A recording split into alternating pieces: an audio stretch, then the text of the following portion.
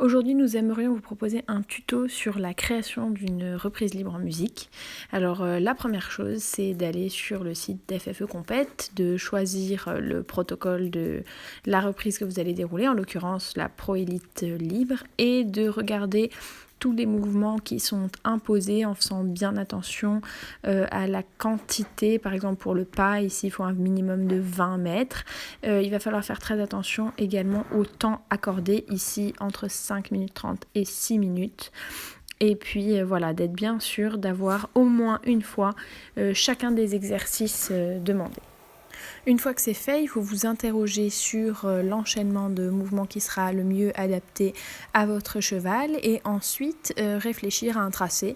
Alors voilà, moi je découpe la feuille en 4 et puis je commence à dessiner en pensant à la répartition des mouvements, donc à la chorégraphie, l'utilisation de l'espace et puis à l'enchaînement d'exercices qui va le plus mettre mon cheval en valeur, mon cheval en particulier. Est-ce qu'il faut commencer par le trot, le galop, mettre du pas au milieu, à la fin, est-ce qu'on fait les exercices de dos, de face, et puis je vais gribouiller ça sur une feuille de papier plusieurs fois jusqu'à ce que le tracé qui me semble optimal émerge de mon imagination.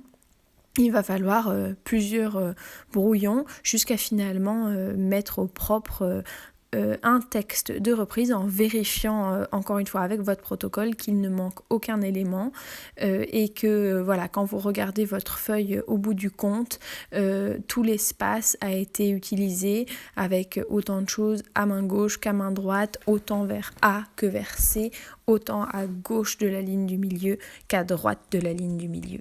Faites bien attention au degré de difficulté, bien sûr l'idée c'est d'être original, mais le plus important c'est de réussir l'exercice que vous proposez et de commettre le moins de fautes possible, en tout cas de proposer au cheval un tracé qui va le mettre en facilité et le mettre en valeur et jamais le piéger. Pensez aussi, préférez commencer et finir sur des points forts de votre cheval qui vont réveiller le jury et ensuite lui laisser une impression positive à la fin de la reprise. Une fois que le tracé vous paraît solide et que vous en avez parlé avec votre entraîneur, il est temps de se mettre en selle.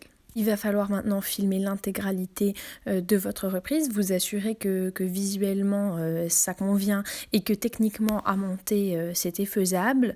Et puis évidemment il faut filmer et une fois votre film terminé, il faut vous assurer que le timing est bon, que vous êtes dans le temps. Vous avez le droit à 20 secondes pour l'entrée avant l'arrêt et ensuite on commence à compter. Donc ici entre 5 minutes 30 et 6 minutes, on commence à compter à partir du départ après l'arrêt d'entrée et jusqu'à l'arrêt final.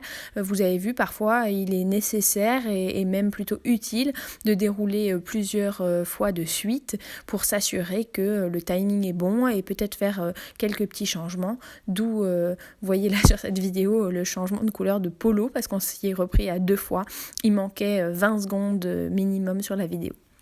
Une fois que le tracé est bon, il faut s'atteler à la musique. Alors l'idée c'est non seulement de trouver une musique de pas, de trot, de galop, ici de passage qui correspond au rythme, au tempo, mais aussi qui va convenir au look de votre cheval et de votre couple.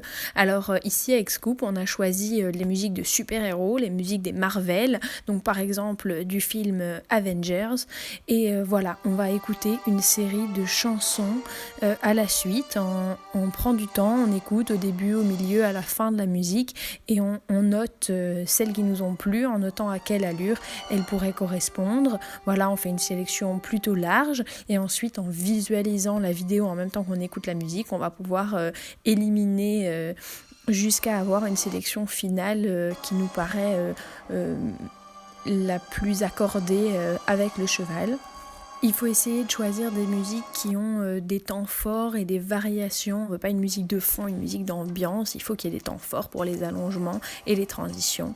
Une fois qu'on a ça, on va pouvoir se lancer dans le montage. Alors il faudra faire un peu attention au moment des transitions. Et puis il faudra essayer de choisir des moments de musique qui soulignent les exercices et qui vont pouvoir créer une atmosphère et des émotions et pas seulement coller coller au rythme de chaque allure.